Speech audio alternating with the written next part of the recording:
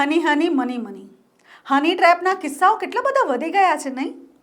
પૈસા હોય એટલે લોકો તમને ટ્રેપમાં ફસાવે. જેટલા વધારે પૈસા એટલો મોટો હની ટ્રેપમાં ફસાવાનો ડર. પણ શું કરીએ, લોકો ફસાય છે ને પૈસા આપે છે. સમયની વાત છે ને પૈસાની વાત છે. ચાલો આજે જે વિષય પર વાત કરવી છે તેની શરૂઆત કરીએ. નમસ્કાર, હું છું શીતલ, આપ મને જોઈ રહ્યા છો હેડલાઇન ન્યૂઝના માધ્યમથી. સંસ્કારી નગરી વડોદરાના રાજકીય વર્તુળમાં અત્યારે એક હની ટ્રેપનો કિસ્સો ચર્ચામાં છે. જેનો આ કિસ્સો ચર્ચામાં છે તેનું નામ જરાય બહાર આવતું નથી, કારણ કે રાજકીય વર્તુળની અંદર જે છે તે સાંઠગાંઠ સારી છે એટલે બધાને બધું ખબર તો છે, પણ કોઈ મગનું નામ મરી પાડતું નથી અને રાખવુંય પડે, કારણ કે એકબીજાની પોલને ઢાંકે તો બીજાની પોલ કોઈ ન ખોલે. એટલે રાજકીય સાંઠગાંઠ હોવી તો જરૂરી છે, પણ વાત એ છે કે આખી એ વાત જે છે એક રાજકીય પૈસાદાર કદાવાર નેતાની છે. આ નેતા ફસાયા એક હની ટ્રેપમાં.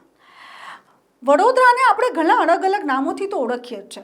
કોઈ કલા નગરી કહે, કોઈ સંસ્કારી નગરી કહે, અને જે રાજકીય પક્ષો છે તેની માટે આ રાજકીય સ્કૂલ છે. એટલે અહીંયા ઘણા બધા લોકો આવે, રાજનીતિ શીખે અને બહાર જાય. અને જ્યારે તમે રાજનીતિ શીખીને અહીંયાથી બહાર જાઓ એટલે એકદમ ટીપ ટોપ તમને બધી જ વસ્તુનો એક્સપિરિયન્સ સરસ મળી જાય.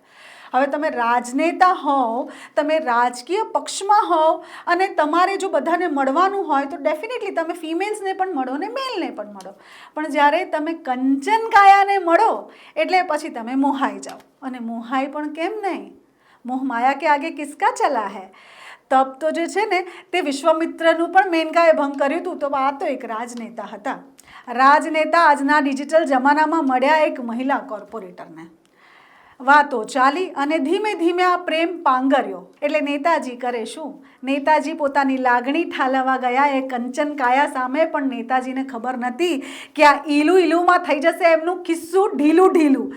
નેતાજી તો પહોંચી ગયા 10 બાય 10ની ઓરડીમાં પ્રેમની વાતો કરવા. તો વાત એમ છે કે જ્યારે મોહ માયા હોય ત્યારે ભલભલાના ખિસ્સા ખાલી થાય, અને સામે જો આવી કંચન કાયા હોય અને ભરેલા ખિસ્સાવાળા કદાવર નેતા હોય તો પછી એ કંચન કાયાની 18 કલીઓ ખીલે. હવે આજના યુગમાં આ બધું તો થવાનું.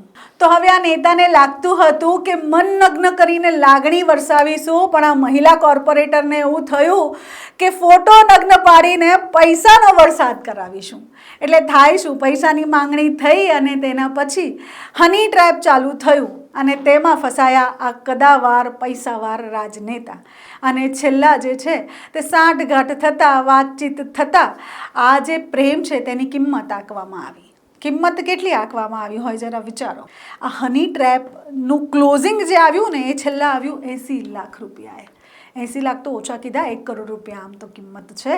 એટલે 80 લાખ રૂપિયાનો બંગલો યા તો 1 કરોડ રૂપિયા રોકડા.